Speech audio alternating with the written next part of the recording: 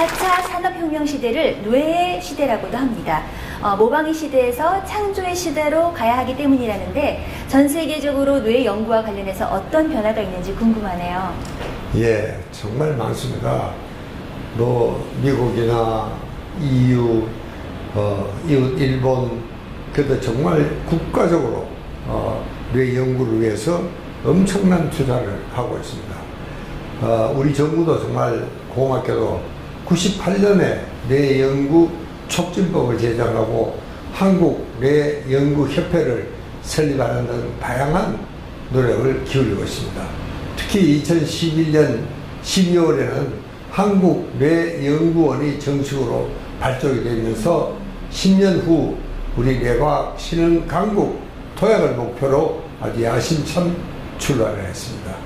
또 2018년 5월에는 글로벌 뇌과학 이니셔티브라고 국내에서 처음으로 이런 심포지움이 개최가 되기도 했죠. 그래서 이제 과학기술정보통신부 역시 2018년부터 10년 동안 진행할 제3차 뇌연구 촉진 기본계획을 수립하고 있다, 이렇게 발표가 됐습니다.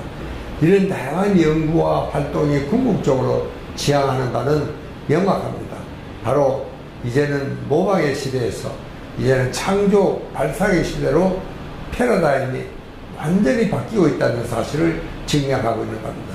이것은 개인도 이런 변화에 관심을 갖는 것이 4차 산업혁명 시대를 준비하는 길이다, 그렇게 생각을 하고 있습니다. 네, 변화하는 시대, 창조와 뇌과학에 대한 강의 지금부터 들어보겠습니다. 여러분, 창조는 도대체 뇌 어느 부위에서 이루어지느냐? 우리가 평소에는요, 뇌는 어떤 특정한 일을 할 때는 그 특정한 일을 하는데 필요한 뇌 부위만, 뇌회로만 활동을 하게 되어 있습니다. 그게 이제 뇌가 에너지를 세이브하는 것이죠. 요만한 일인데 온 뇌가 다 참여할 수는 없잖아요. 그런데 이 창조만은 예외입니다. 우리가 어떤 창조적인 일을 할 때는 전 뇌가 다 동원이 된다, 그런 이야기입니다.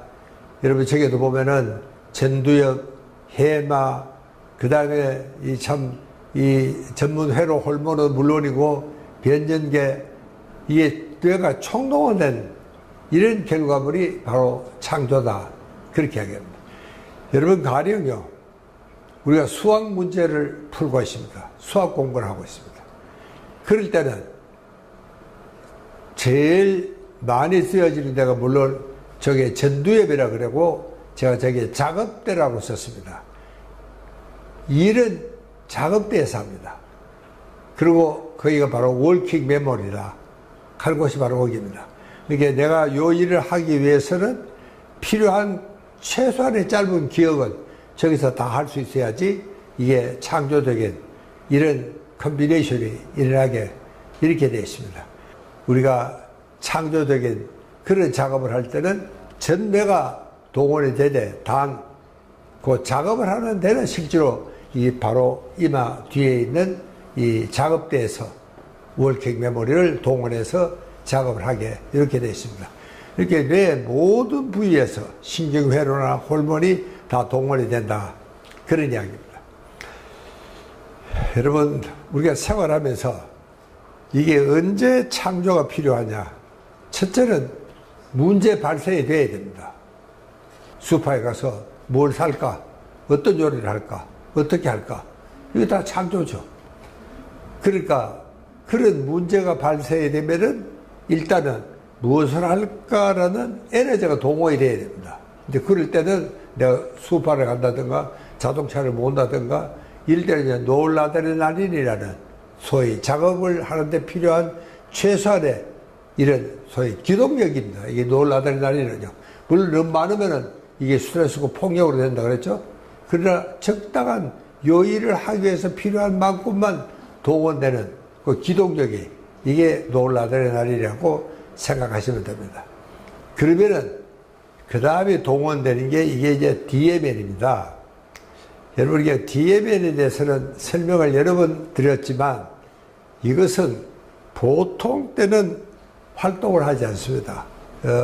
하지만 거의 미약합니다. 우리가 무슨 일을 의도적으로 집중해서 할 때는 다른 생각이 별로 안 떠오릅니다. 근데 어쩌다가 중간에 한 번씩 떠오를 때가 있죠. 그건 잡념입니다. 그게 바로 DMN이에요.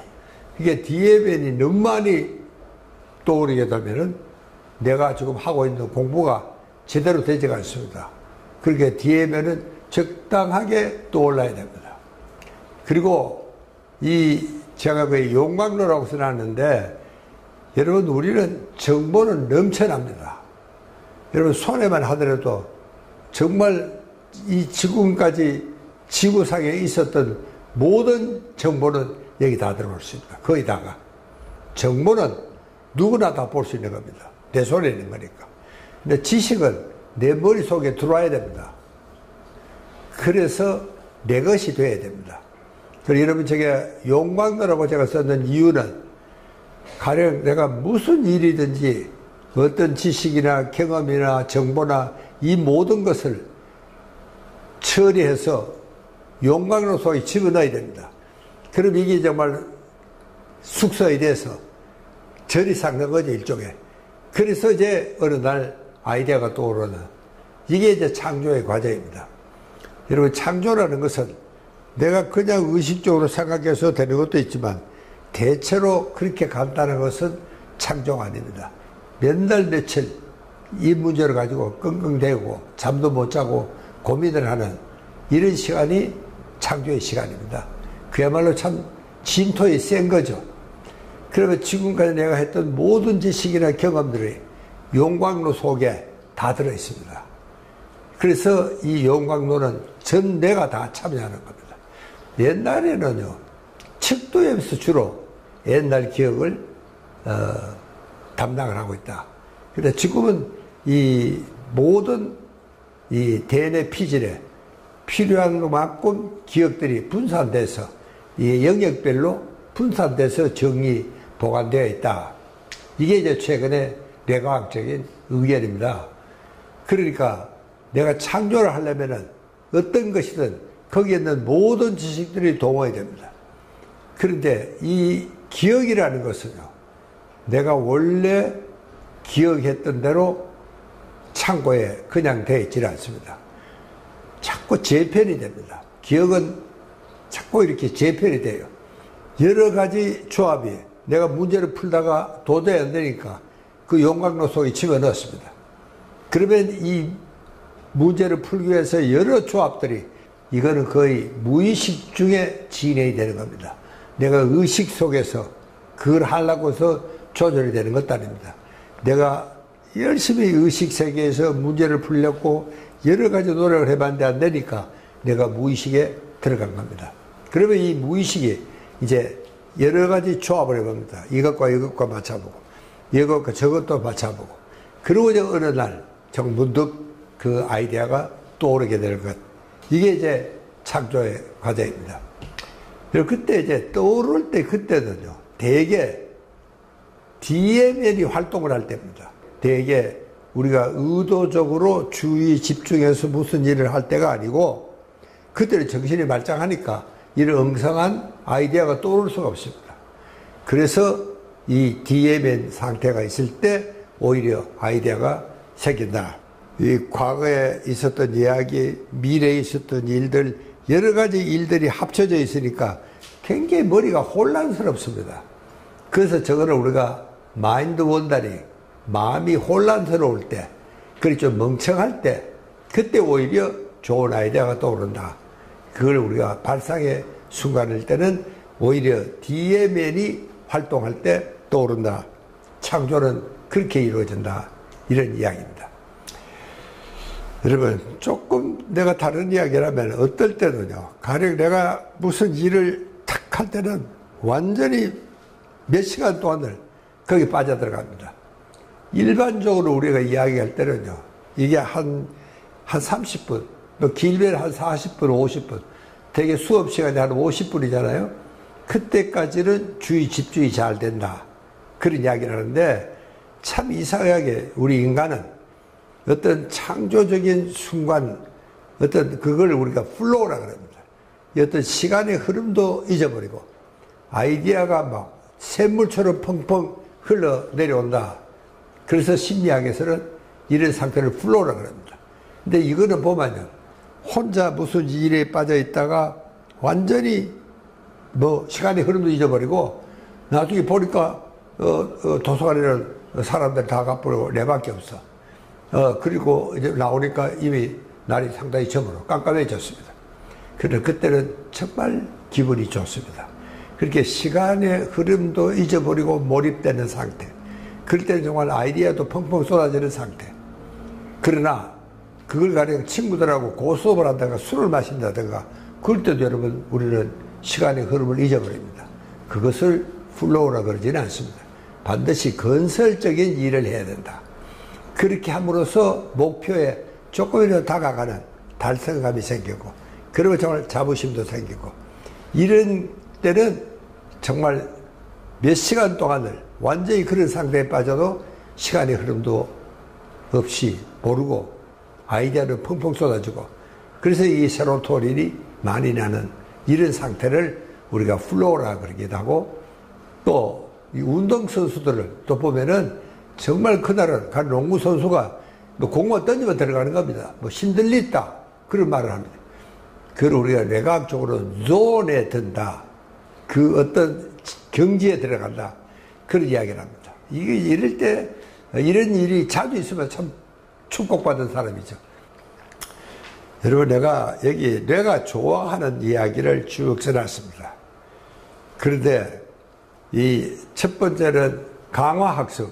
내가 무슨 일을 해서 성공을 하고 그러면 칭찬 선생님 엄마로부터 칭찬받고 점수 많이 따고 상금을 기억하고 이런 걸 우리가 강화학습이다. 그렇게 이야기를 합니다. 그럴 때라든가 호도 이 뇌가 좋아하는 것은 새로운 걸 좋아합니다. 만날 똑같은 거는 뇌가 질립니다. 가벼운 모험도 좋아하고 뇌는 약간의 시간 제한이 있는 것을 좋아합니다. 그래야지 정말 능률을 여러분들 가령 재달치기를 해본 사람들은 아마 그게 제가 무슨 말을 하는지 이해를 할 겁니다. 그 다음에 이제 지적 쾌감을 계속 주는 것이 이게 바로 젊음과 건강의 비결이다. 그런 이야기를 합니다. 그래서 이게 플로우라는 상태에 자주 빠지면 빠질수록 우리 인간은 그것은 어떤 의미에서는 올게즘보다 더 강력한 정말 쾌적한 기분이 든다. 이렇게 설명하는 학자도 있습니다. 시상하부도 무척 바쁩니다.